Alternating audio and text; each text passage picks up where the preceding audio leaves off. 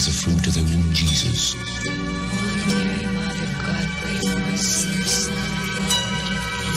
Pray for us, O Holy Mother of God, That we may be made worthy of the promises of Christ. Pour forth, we beseech you, O Lord, your grace into our hearts, that we to whom the incarnation of Christ, your Son, was made known by the message of an angel, may by his passion and cross be brought to the glory of his resurrection, through the same Christ our Lord. Amen.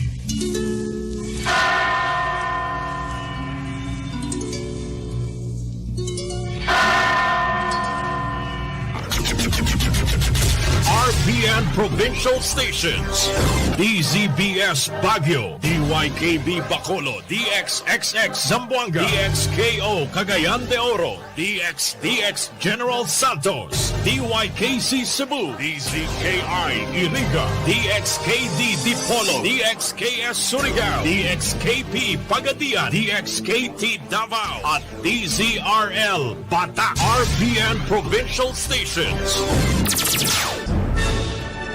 RPN Radio Philippines Network, Radyo Ronda, DZKI-IRIGA, member kapisanan ng mga broadcaster ng Pilipinas.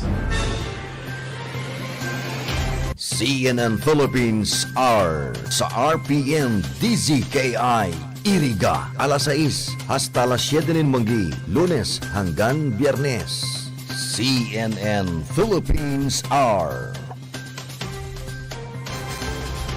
A day after the Commission on Elections formally proclaimed the 12 winning senators, the question has cropped up: who will be the next Senate President and leaders of the upper chamber?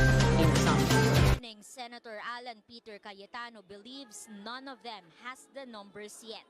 If I'm correct, none of them have the 13 or more right now. And pare-pareho sagot ko sa kanila, I'd like to remain independent. So I'm actually not engaging. Re-electionist Joel Villanueva defers any decision, remaining open to join the minority.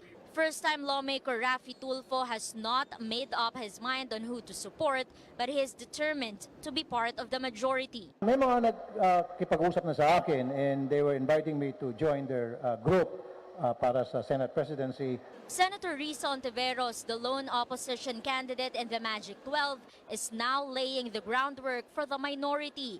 She says exploratory talks are ongoing and she's willing to give way to Senator Coco Pimentel if he wants to be minority leader. Mahalaga sa akin gaano man ka laki o kaliit ang minorya, ang importante ay totoo siyang minorya, epektibo siya sa checks and balancing at saka sa fiscalizing, and at the same time, tulad ng minorya namin ngayon, ay kaya naming makipagtrabaho sa majority, sa mga common advocacies namin.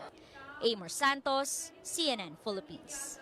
The next Congress will convene in over 2 months from now, but this early, the incoming House of Representatives says it will work to pass another stimulus package. Majority Leader Martin Romualdez, who's poised to become the next Speaker, says the bill will help affected businesses to recover from the COVID-19 pandemic and to eventually revive the economy. Under the Duterte administration, Congress was able to pass 2 stimulus packages known as the Bayanihan to Heal as One and the Bayanihan to Recover as One.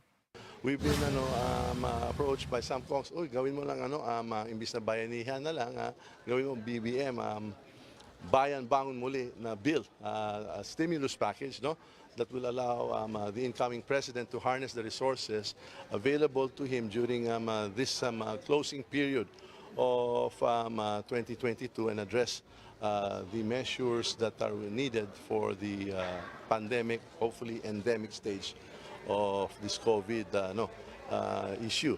And of course, to harness whatever remaining resources to stimulate the economy and to reinvigorate it for the better of all. Romualdez is the first cousin of presumptive President Bongbong Marcos. When asked about a possible conflict of interest, Romualdez stressed the speakership is a position elected by fellow congressmen. Well, COMELEC looking to proclaim winning party list groups next week, but which of them are getting the most seats in the House of Representatives? Paolo Barcelon tells us more live from the COMELEC Command Center in Pasay. Paolo, how does the party list race work again? Well, Pia, party lists that attain at least 2% of the total votes cast for the party list elections will get one House seat. Based on the latest Canvass report, that is report number 7 released by the COMELEC, only 6 party lists so far have reached or went over the 2% mark required by law. These are ACT CIS, One Rider, Tingog, 4-Piece, Ako Bicol, and Sagip. This means these groups now have one guaranteed seat in the lower house. Due to a 2009 Supreme Court ruling, there are 2 more stages needed to determine which party lists will gain more seats. The second stage involves determining which of these party lists with guaranteed seats will get 1 or 2 additional seats. Once the top-ranking party list reaches a total of 6% or more, it gets 3 seats in Congress. The third and final process will involve selecting which party lists will be able to fill the 20% seat quota mandated by the Constitution, even if they don't reach the 2% mark. The COMELEC assures all 63 party list seats will be filled up. The COMELEC Unbanked decided to wait for votes from Lanao del Sur before proclaiming the winners. The target date, May 25. Ang kino-consider po natin sa Lanao del Sur ay 685,643 pa. That's the reason why we had postponed and rescheduled kasi nga po it's 685,000. The COMELEC is optimistic to reach its target proclamation date, hoping that the 1,991 votes from Shanghai, China will no longer affect the party list proclamation.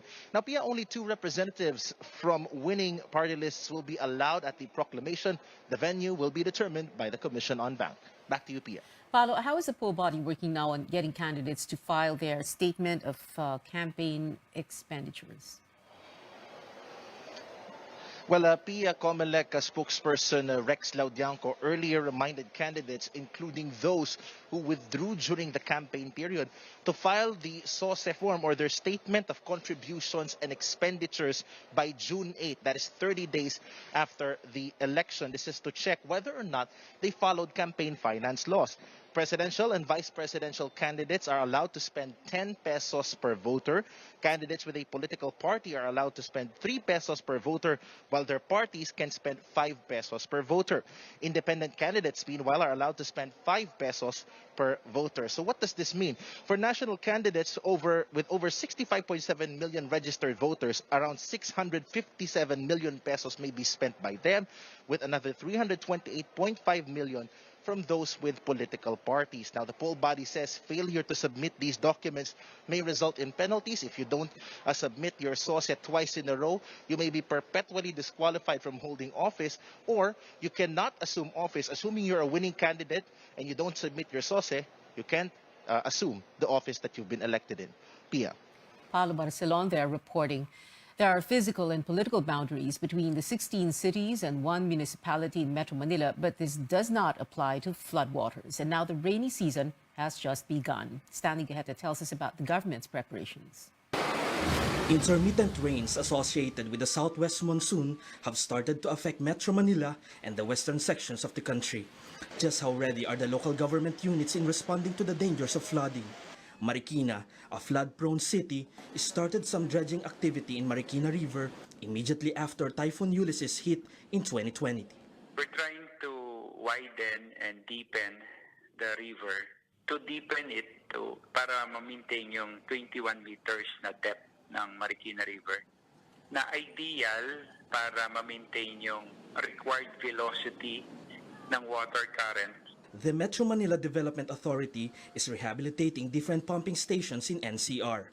Meron tayong World Bank funded project na nagre-rehab currently ng around 10 pumping stations natin. Pinapalitan na po yung mga luma na mga pumps na 30 plus years na ang edad at medyo mahina yung capacity. Aside from the billion-peso World Bank-funded project with DPWH Unified Project Management Office, Artes adds, there are other MMDA efforts to help address the flooding problem. Meron din po tayong waste granulator kung saan yung atin pong basura na nakukuha sa mga pumping stations ay ginigiling natin at isinasama bilang sangkap ng paggawa ng eco brick at hollow blocks. In 2021, the Commission on Audit reports that MMDA only completed 27 out of 94 flood control projects in 2020. Hindi po kasi ganun kadali yung implementation niyan. Unang-una, masyadong technical yung mga projects, so yung paggawa pa lang po ng mga technical specifications ay mahirap na. The Department of Public Works and Highways NCR says about 40 flood control projects are focused in Kamanava area, particularly in Malabon and Navotas. 32 of these are ongoing. Natapos tayo ng Kamanava dahil nga proactive yung approach natin. Nakuha pang nag-transfer sa mga less flood prone area. Authorities insist any project to address flooding won't be successful if people will continue throwing their garbage improperly. Stanley Gaete, CNN Philippines. When Newsnight returns, will the proclamation of the President and Vice President push through next week? For now, yes, but the High Court wants Bongbong Marcos to comment on a petition to cancel his candidacy. And 5 years later, the struggle continues for Marawi victims displaced by the siege. Just how long will they have to wait for the promised assistance? Stay tuned to CNN Philippines.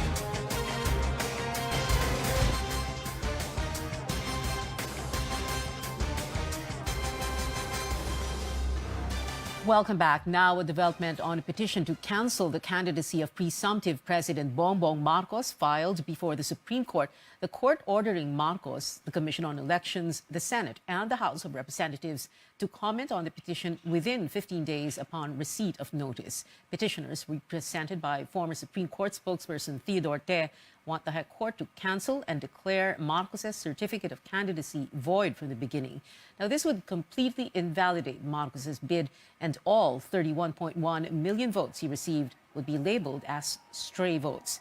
Petitioners are also asking the court to stop Congress from canvassing the votes for the presidential race on May 24 while waiting for the decision. Te welcomes the court's order but hopes the 15-day period will no longer be extended. Now, since the Supreme Court did not issue a stop order for now, the canvassing and proclamation of the President and Vice President will push through next week. Preparations are in full swing at the House of Representatives in Quezon City, where the canvassing will take place. Organizers assure the public the process will be transparent, even if access to the session hall is limited. Sierra Arcangel reports. They are working double time here at the Session Hall of Batasang Pambansa in time for the start of a joint session of the Senate and House of Representatives on May 24th. The newly renovated Session Hall will be the venue for the canvassing of votes for the presidential and vice presidential races. House Secretary General Mark Leandro Mendoza says only 460 persons will be allowed inside the hall. This includes lawmakers from the Senate and House of Representatives who are part of the Joint Canvassing Committee, the lawyers of the candidates, and resource persons.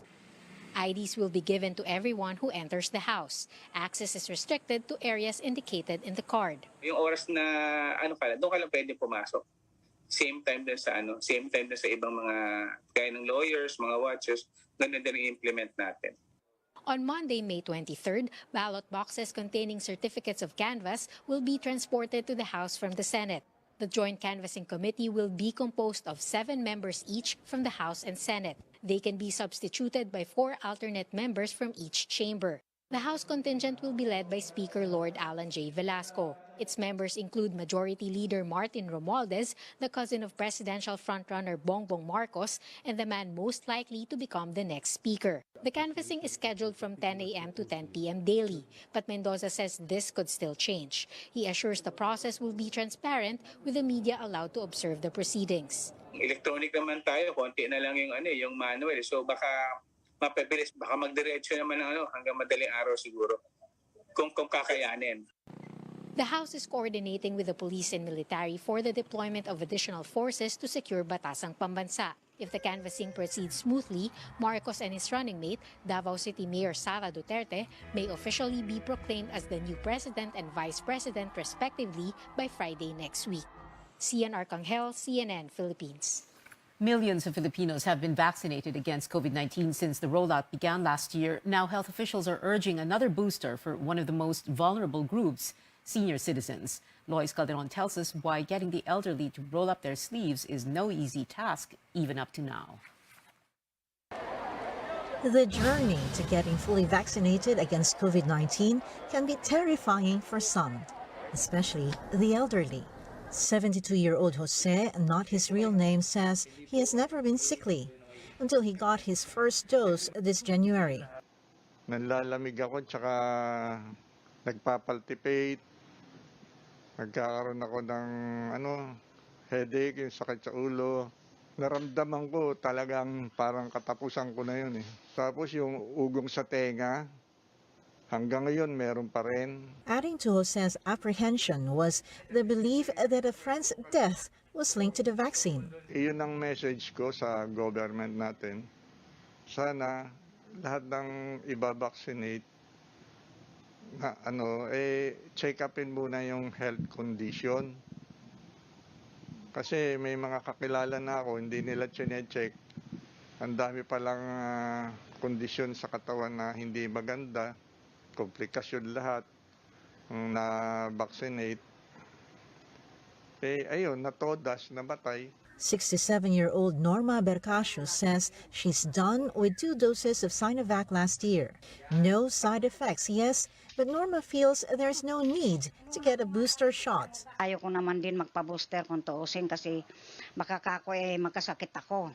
Buo lang desisyon ko. Para sa akin tama na yun second dose. The health department has widened coverage to include the elderly and frontline health workers for a second booster dose.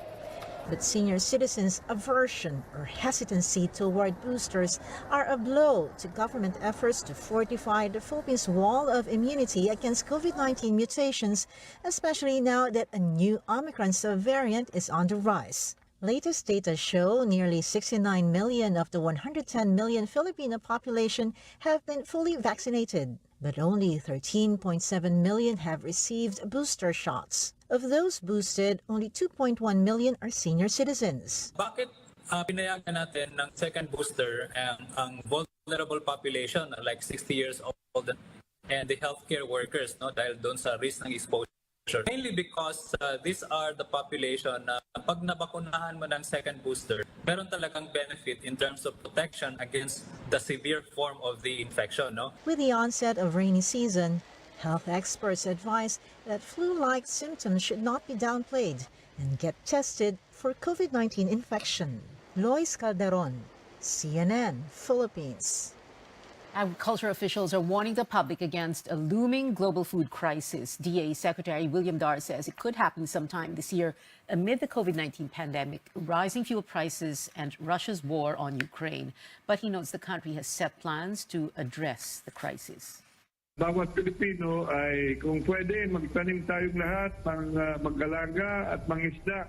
Kung may paraan na dadagdagan natin yung mga production ng ating mga magsasaka at mga mangingisda, ay we have also to do it. That's why tayo ay nagwa-warning at gumagawa din ng paraan para makapaghanda tayo, maisagawa natin lahat itong plano. Dar says the country's food supply is enough for now.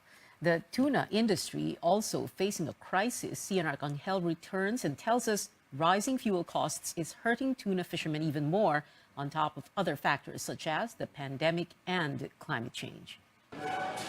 The sun has not yet risen, but the fish port in General Santos City is already bustling with activity.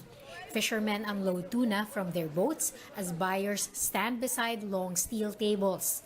In a matter of minutes, the fish are weighed, then graded to check if they are suited for export or local sale. Not all of the boats docked at the port were from Mindanao. Fishermen like Dodong Patino traveled all the way from Antique to sell tuna at a higher price.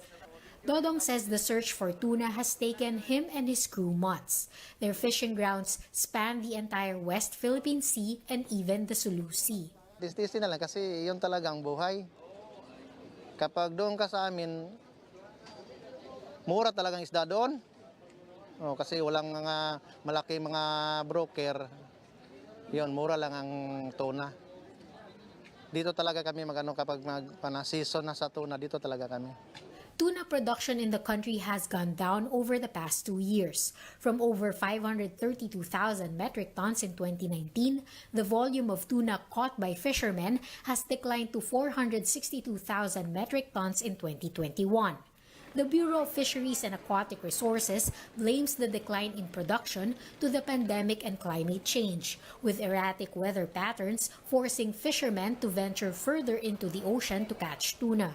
Fishermen say the continued rise in palm prices has greatly affected their livelihood. Kasi ang gastos nito, mahigit kalahating milyon. Mahirap yan bawiin kapag mura ang tuna. The Sauk Sargent Federation of Fishing and Allied Industries says it hasn't been business as usual for the tuna industry despite the easing of travel restrictions. The group says producers cannot quickly pass on the higher operating costs to tuna buyers since this could further dampen demand. We were hopeful na noong parang nag-iis na. But unfortunately, with ito namang Ukraine and nagka-problema naman. So, ang taas-taas ang operational cost. The government is helping the tuna sector recover by giving fishermen a fuel subsidy worth 3,000 pesos. The Agriculture Department is also stepping up the distribution of devices that will help fishermen catch more fish. Stakeholders, however, say the industry would benefit more from the suspension of the excise tax on fuel. Stakeholders in the tuna industry are hopeful their sector will be given greater priority under the incoming Marcos administration. In the meantime, fishermen like Dodong will have to stay longer at sea just to earn enough to feed their families. Cian Arcangel, CNN, Philippines. Displaced victims in the Marawi siege may have to wait a little longer before they can get individual land titles because of legal issues flagged by the Commission on Audit. George Quiles tells us the story of one survivor who just wants his own home after waiting for 5 long years. For Abdul Jalid Madid, the past 5 years without a permanent home was a struggle. After the Marawi siege in 2017, his family had to make do with living in evacuation centers, temporary relocation sites, and even sought refuge in houses of relatives. Mahirap kasi walang permanenteng trabaho kung hindi ka talaga magsikap kung anong ikakabuhay ng pamilya mo. After a long wait, there's a place he finally calls home after receiving a permanent house from the UN Habitat. His name is now literally written on this wall. But something bothers Madid. Madid and the rest of the beneficiaries have to wait a bit longer. The Commission on Audit has recently observed some legal issues with the title of the land where the permanent shelters were built. Hindi rin kami nawawalan talaga ng pag-asa na ito ay masasucess din na in the proper time makukuha namin talaga yung individual titulo ng aming mga bahay. The Social Housing Finance Corporation, a government-owned and controlled corporation tasked to procure the land, says there are ongoing legal actions being taken to address the issue. We all sat down and selected the appropriate land for this project. And these are the lands with least legal problems. And when I say the least, meaning it is really feasible for us to cure it and to fix it. If we will wait for the actual transfer of title, it would mean that all these houses will not be built. So it's like dumb if you do or dumb if you don't. So we have to do it, even though there is no title yet. As of now, the HSFC has paid only 25% of the total land cost. The seller needs to provide other documentary requirements to be able to receive the rest of the payment. From Marawi City, George Cahiles, CNN Philippines. Coming up, days before the much-awaited comeback of the UAAP cheering squad's drummers are appealing to the board to let them join the showdown. This is Newsnight here on CNN Philippines.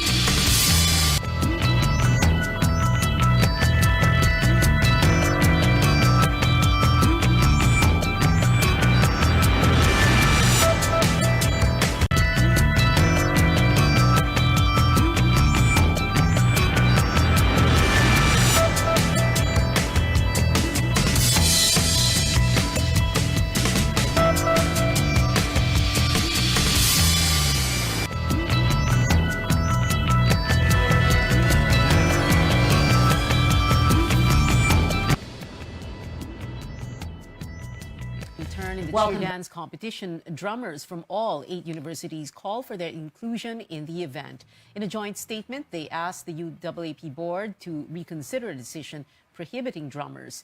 UAAP President Emmanuel Calanog says the board will talk about the appeal. Some PEP squad members also showed support for their respective drummers. The primary consideration is really safety and the safety of everyone, no? As compared to the basketball games that technically have only 2 schools playing. These are 8 schools cheering at the same time. There is an appeal, so we will discuss this with the board either tomorrow or Saturday. We'll see. The Blue Bubble Band is also part of our family, and in order for us to do our best during the competition, I think it would really be good for them to be cheering us on. In line with health protocols, cheer dance performers are now limited to 15 from 25 people per squad, and routines will be trimmed down from 6 to 3 minutes.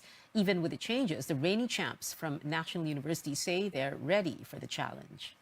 Nung 6 minutes po talaga, doon kami nasanay for how many years yung talaga yung performance namin. Pero siguro blessing na din na 3 minutes na lang din po siya kasi yung preparation and also yung hinahabol namin na stamina ng kids, mahihirapan din talaga kami ipalit. The cheer dance competition will take center stage this Sunday, 4 p.m. at the Mall of Asia Arena. And in Vietnam, all 9 Pinoy boxers in the Southeast Asian Games are assured of at least a bronze medal after qualifying for the semifinals. The team is up for 5 semis matches tonight, facing Thailand, Indonesia, and Vietnam. 4 other boxers vie for a finals ticket tomorrow, including Olympic silver medalist Nesty Petesio. In bowling, Mervin Tan bags his second gold after topping the men's team of 4 event with Christian Lee Chanco, Ivan Dominic Malig, and Patrick Neil Nuki. It was both a gold and silver medal finish for wushu athlete Agatha Wong this year. Agatha told CNN Philippines Sports Desk that she set low expectations for the Vietnam event since she trained less amid the pandemic. The Philippines has dropped to 5th place in the rankings after host Vietnam, Thailand, Indonesia, and Singapore. The country's medal tally is at 163. 39 of those are gold. In entertainment, it is official. Taylor Swift now has the title Doctor. New York University gave Swift an honorary doctorate in fine arts today. The multi-awarded singer also delivered remarks to the graduating class with words on getting through hardships, especially amid the pandemic. I imagine the idea of a normal college experience was all you wanted too. But in this case, you and I both learned that you don't always get all the things in the bag that you selected from the menu in the delivery service that is life. You get what you get. And as I would like to say to you wholeheartedly, you should be very proud of what you've done with it. Today, you leave New York University and then go out into the world searching what's next. And so will I. Vice President Leni Robredo's youngest daughter, Jillian, who also graduated and who is also a Swiftie, gushed over Taylor's appearance. Jillian graduated with a double degree in mathematics and economics. Robredo's family, or her mother and sisters, were at the ceremony. And that is it for now. Join me again on News.ph at 7 p.m. I'm Pio Honteveros for Newsnight, where we go above and beyond the headlines.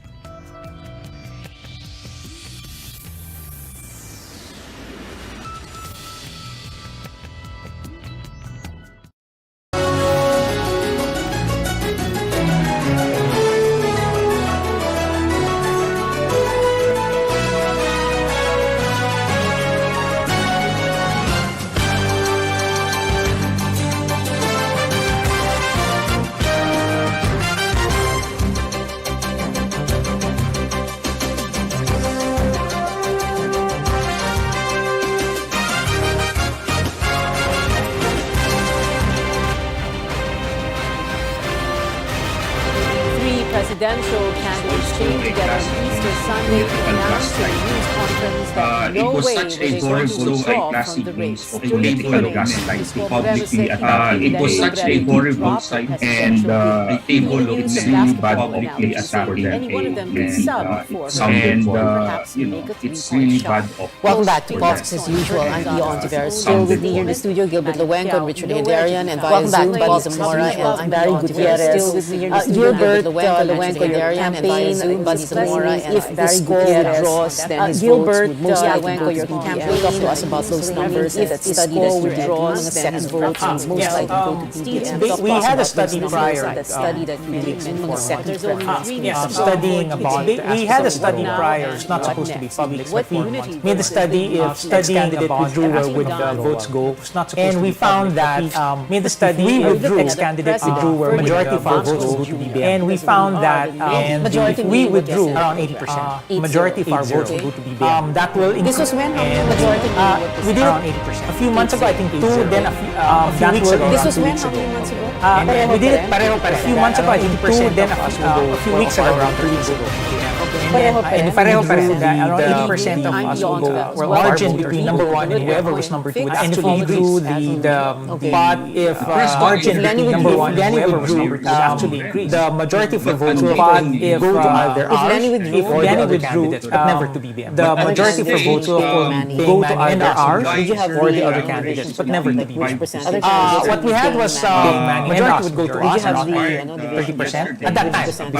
What we had was majority would go to us, around the important aspect was at that time whoever was number 2, and then number 1 contender would go down. The important aspect was whoever was number percolated the lead in the mind, the number 1 contender would go down to 16. So I think it's percolated within the mind of if 16 drew, whoever's number 2 presumably us, but just had 60%. If Lenny withdrew, whoever's number 2 withdrew us, but our vote just had BBM, would round 57% between 1 and 2. But if we withdrew, our votes would go BBM, you check, it was Manny who withdrew if it was pink. Just the 2 of us. With due respect to the other candidates, just the 2 of us. With due respect to the other candidates, Bakit Lenny? The scenario that because at that time we said, based on the premise that we agree with 5. So 1 withdrew, the scenario that we drew, based on the premise that we gained it, we said 1 withdrew, that was going to go with 1 bar. but it was supposed to be benefits between us. So we gained it, and so Manila Ben from General Santos City just between us. announced during the press conference that the Pacquiao sino would second send voter? out Their second preference would go Isko from voters us sino would go to sino ang second preference? their second preference would go if Isko from us, their second choice mostly would go to BBM. And that was what you said. If Isko withdrew, their second choice mostly would go to BBM. And that was said. Ito ba yung sinasabi man doon sa Facebook post mo na there were events, and that's there were events ito ba yung sinasabi doon sa Facebook post mo na there were events, there were events for behind the scenes which also withdrawals for the withdrawal first. this one coming from his background, when we withdrawals for the withdrawal from Bita-Bita, coming from his mind and his heart, it was very when you tell him to yun na naramdaman pagdating sa kanya parang in his mind and his heart, it was very it was a reaction na yun na naramdaman pagdating sa kanya parang mabigat. And then based of course on what we discussed on the numbers, ikaw mag-withdraw. And then based of course on what we discussed on the numbers, it had more than quantitative background about when the discussion answered. And this was about the numbers, not because it came about question and answer. And this was about the numbers, not because that was never an issue with due respect, Senator Marcos was never asking to withdraw. He would have been saying the same thing. He doesn't really factor it in. Senator Marcos was the one probably to withdraw. He would have been saying, but that was never really factored. He doesn't really factor that in. And ito yung basis na probably basketball, but that was never really factored in his decision. And ito yung basis kasi baka kasabi yung basketball analogy ni that was at the back of his mind. Pwede bang magpasa na lang? Actually, I'm looking at the numbers now. I mean, more than half of Isko's numbers could go to BBM. Yeah, I mean, actually, I'm looking at the numbers now. I mean, more than half of Isko's numbers could go to BBM. Withdrawal of Isko will not, but Lenny could only benefit around Robredo camp, 8 or something more help the BBM camp. That is why I don't understand some folks are calling for Isko to withdraw or help the BBM camp. That is why I don't understand some folks are calling for Isko to withdraw.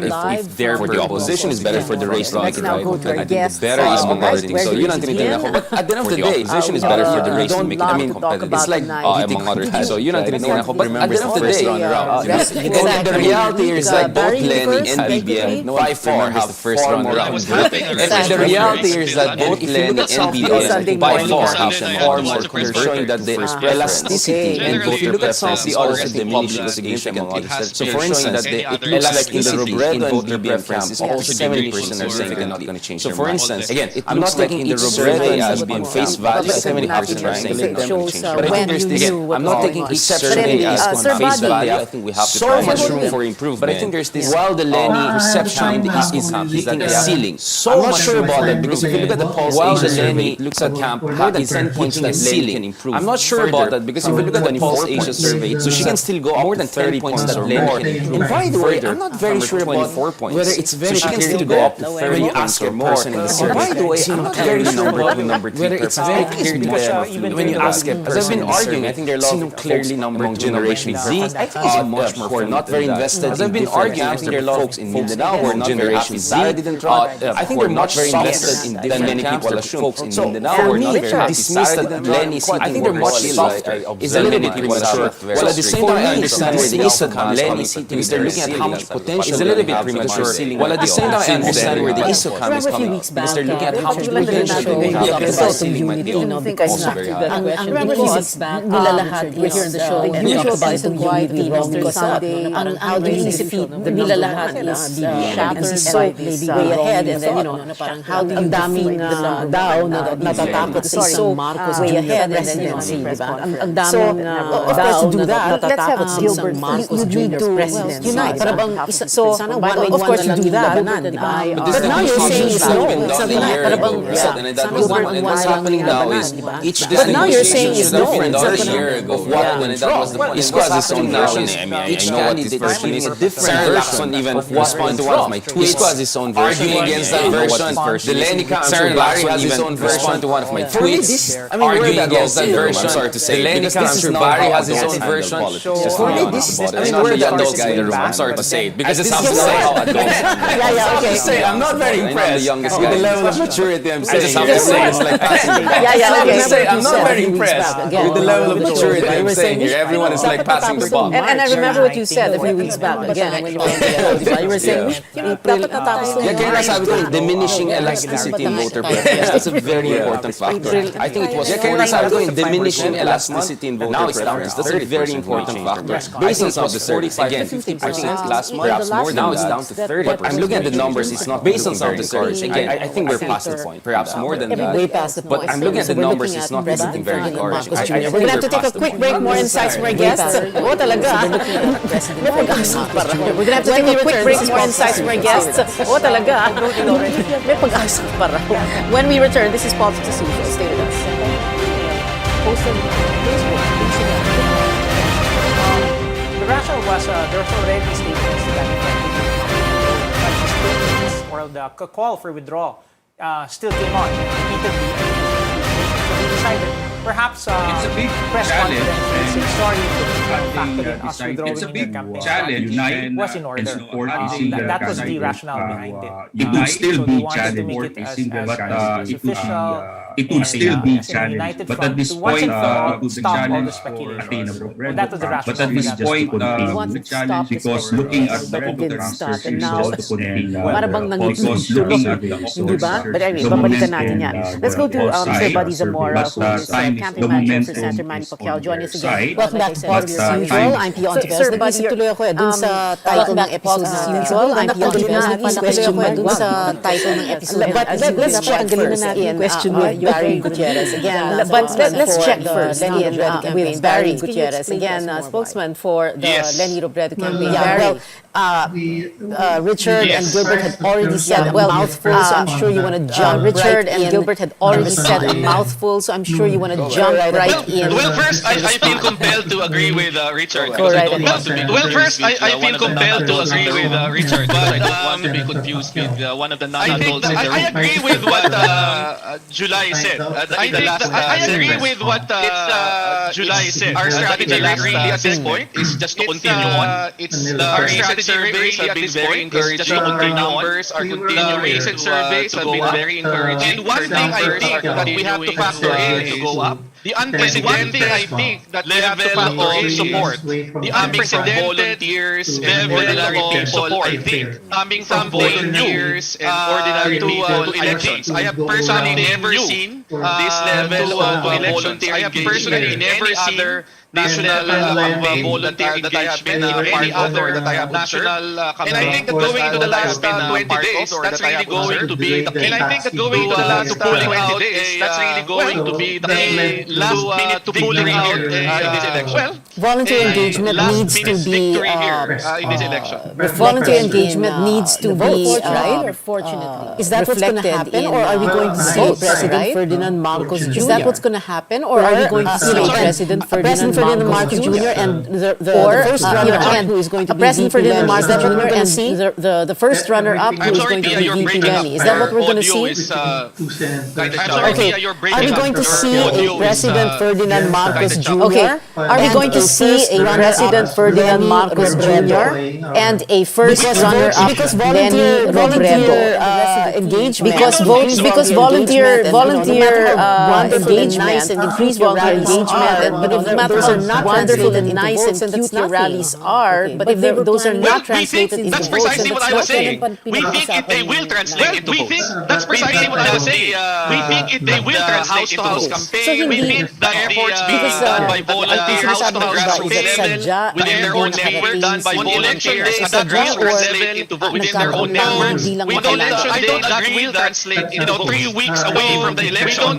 We're already going to call it. 3 weeks away from the election. I think we're already going to ours. I think that a lot can still happen. So I think this momentum is ours. Doesn't it worry you that according to the studies that the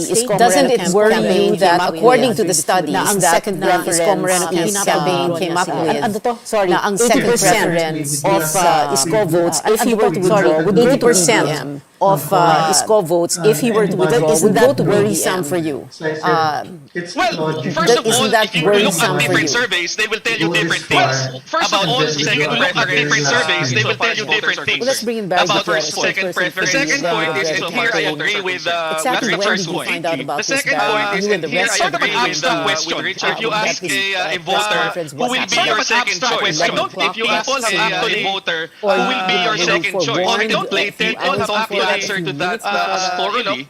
As they actually decide the answer to that as a first choice. As they actually decide, I think that it's more fluid than the numbers would be the candidate. So I think that it's more there is still a numbers for conversion. Besides, just going by the trend point for survey, besides just going by the trend out of any of the candidates, VP Lenny was giving the most. That out of any of the candidates, which is at least in the last few weeks, people are in fact Buddy Zamora, Sir Buddy, a campaign spokesperson. Sorry, campaign Buddy manager Zamora, for Sir Buddy, Senator a Manny campaign Pacquiao. What are your spokesperson. thoughts on this? Sorry, campaign manager for Senator Manny Pacquiao. What are your thoughts on this? What are your thoughts on this, sir? Until election What are your thoughts on this, sir? wanted to hold the press about 19 days from speculation initial indications at least they were going to simply say we're going to push through with our campaign. There's no need to speculate that they really needed to throw a Easter Sunday morning press conference to say that. Richard Hedar here in the studio with us, joining us live. Did they unwittingly secure a EM victory? Or, did somebody gain from this? And when we say gain, we're talking victory already. Kasi we're and I use the word unwittingly because we are allergic to that. So the political context of brought the president to his knees. I think the happiest man in the Philippines at least for the past few days was the support of the first time I heard about it, hindi ko pinatulan, but I kind of saw it in my feeds and all. I said, okay, maybe what's happening here is that Isko Moreno is creating a new We're going to have front to by take asking another and final quick break. This is Politics. We're going to have to take another and final quick break. This is Politics as usual. Stay tuned. This could be a three-way race, not a two-way race, or two-and-a-half-way race. But apparently something else is happening. I know we're going to take a break, so I'm going to go too much into what I'm going to say. Oh, thank you for that. Yeah, that's right. As Richard said, we have to be back after this quick break.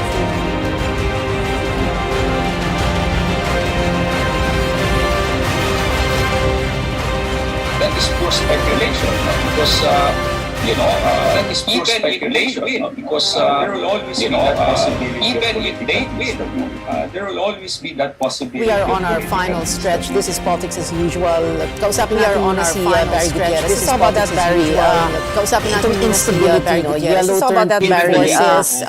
Itong instability, no? Yellow Sa inyo daw turned pink manggagaling forces, just in case Marcos. Sa inyo daw manggagaling just in case Marcos wins the presidency. Can you, first of all, the fact that it was raised at all in that press conference. First of all, the fact that it was raised at Welcome all, back. This is Politics. that they were responding to a supposed quote that was they were responding to supposed quote something that the vice president never said. Like all the other candidates, we are never said to have like all the other candidates, we are orderly, honest in elections. That orderly, the results will be fair and uncontested. The results, that's why we are monitoring all these uncontested. All the news why we are monitoring all these regarding supposed all the news that has come out recently with the data regarding supposed problems. Rest assured, if there's going to be trouble here, it's not going to rest assured. If there's going to be trouble here, to suggest to come otherwise, I think I don't want to get into the otherwise. So, if let's say the elections are clean, let's say the elections are clean and honest, if Marcos Jr., if it is a president, Ferdinand Marcos Jr., if it is a president, you're not going to win your trouble after the end. You're not going to make it difficult for the next administration. You're not going to make it difficult that's a very, very hypothetical circumstance. Let's be clear, that's a very, very hypothetical circumstance. The winner because we feel that, but we feel in case she isn't the winner so long in the end, but the elections are credible, and so long as the election are credible, we will be the ones to start anything it's here. going to be a unity We kind of should all be the ones to start asking people, and I thought it was a unity. unitedly saying the same. And I don't see like unity in because that's how democracy works. And sometimes it was just the layers person and who gets layers of elected is not the person you want. And sometimes we just have the person who gets elected is not the person you want. And then the other thing was our number 3, 5, and number, I don't know, 12 asking number 2 to drop out and sub for number 2 versus number 1. I don't want accusations that the opposition has been involved in kind of bringing the legislation, accusations that the opposition against what was the current administration knows, right? Which is handling it, not the opposition. So, you know, if there's anyone who should be concerned, probably the others. I'm not saying there's a problem. I'm just saying there's anyone who should be concerned, probably the others. And I'm not saying there's a problem. I'm just saying making me very uncomfortable for the budget that should create that. Unlike the previous elections, we don't have the actual authoritative survey agencies. Regular elections, we don't. So remember in the previous elections, you had SWS regularly coming out. So remember in previous elections, you had every other week or so, you would see media sponsorship to track every other week or so. You would see Vice President Lenny Robredo to track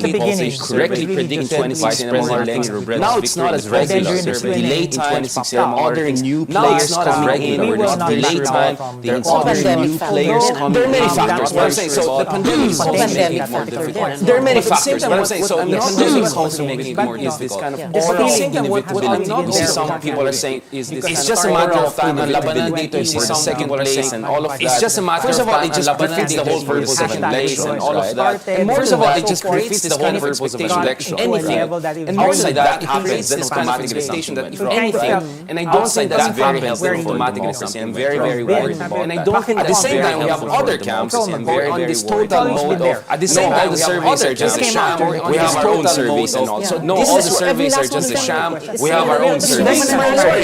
If we have no base, right? So this is no base, a logical base, right? If we have no base, a logical, it's going to be much more difficult for us to accept the ultimate result. It's going to be much more difficult for us to accept the ultimate result of this. We always anticipate that. Where Isko strength does better than most other candidates because it's closest to the media vote. He does better than if you look at Bongo Marcos and Lenny, it's closest to the media vote polarized. While if you look at Bongo Marcos and Lenny, maybe one has more support than the other. They're quite polarizing. At least maybe one has more support than the other. They're quite polarizing. And this is the concern. So that's where I see where the Isko arguments. And this is the concern. So yes, that's where I see where the Isko arguments coming. But the median voter, yes, there's some people who don't like what I say are going to be a median voter. And yung ayaw si polarizing as they are.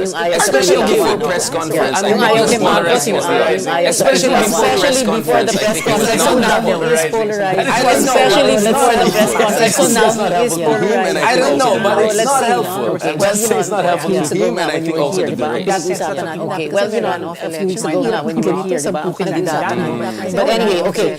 Final words very quickly. We'll start with. Anyway, okay. Final words very quickly. We'll start with. I'll make a fearless prediction that I'll make a fearless predictions will go ahead. Like earlier, no, we already said that elections will go ahead without any May 9 without backing up without any thank you, Director. Let's go to Buddy Zamora. He's still there, right? There are 10 candidates. Yeah, okay. Well, sir, okay. Kanina, nabanggit na, no, na this is not something that Senator Manny Pacquiao agrees with, no? Ayaw naman niya na sabihin na mag-withdraw si Lenny. Can you explain to us more why that sentiment? And then we're going to ask what we're hoping for is we will be the dark horse. What we're hoping for what's the question again? We will be the dark horse. This is not the call for Lenny Robredo to withdraw, which his comrade made.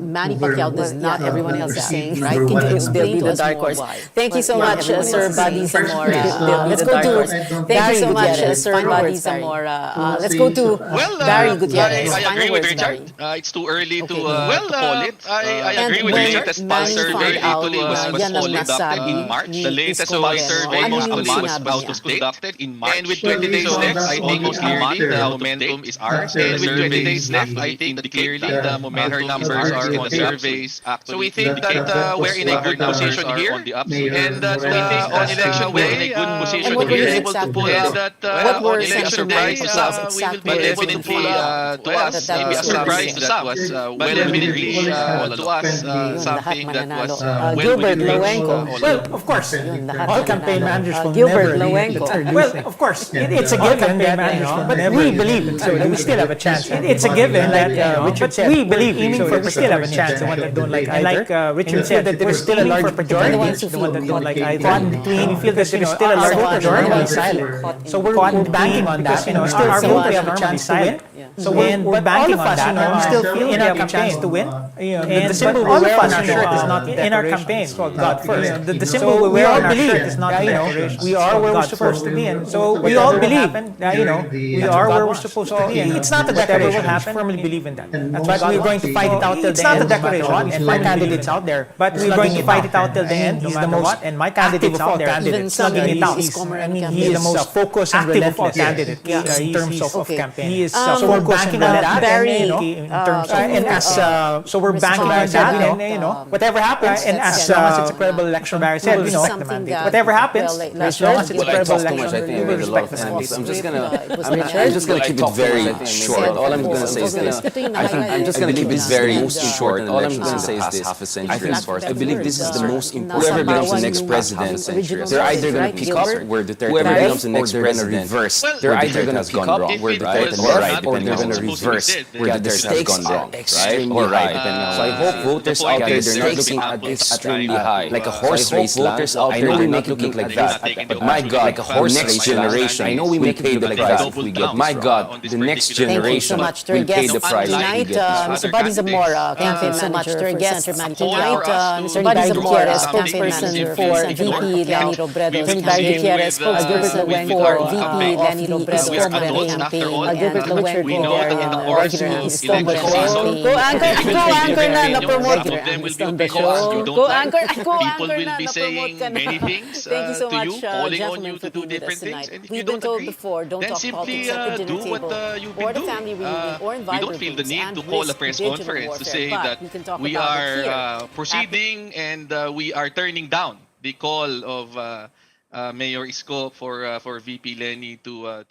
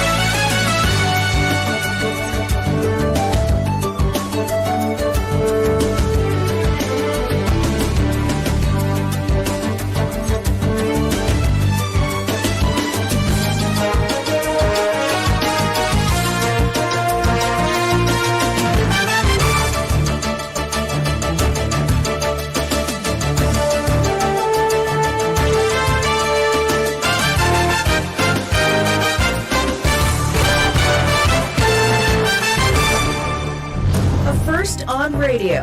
DZKI-IRIGA welcomes CNN Philippines to bring you the latest. News you can use, news you can trust. Listen to Newsnight, weekdays, 6 p.m. We now go above and beyond the headlines. Followed by Med Talk, Health Talk. We'll talk about how to keep ourselves healthy during the pandemic. Politics as usual. In this country, not everything really goes according to plan, and politics is, as usual, up close and more. Catch CNN Philippines Hour on DZKI-IRIGA. Weekdays, 6 to 7 p.m. Kumakalat breaking tweet ni at hindi ito scam. All caps, gamot sa cancer. Question mark. Miracle Tea exclamation. Mapa stage 1, stage 2, stage 100. First 100 emoji to DM will be healed with good hair. Huwag paloko, mag-fact check muna. Ang totoong balita, tunog tama, dapat tama. Isang paalaala mula sa KBP at ng istasyong ito. Click number 2. Order now. Arrow down. Arrow down. CNN Philippines are sa RPN-DZKI-IRIGA alas 6 hasta las 7 ng manggi, Lunes hanggang Biyernes. CNN Philippines are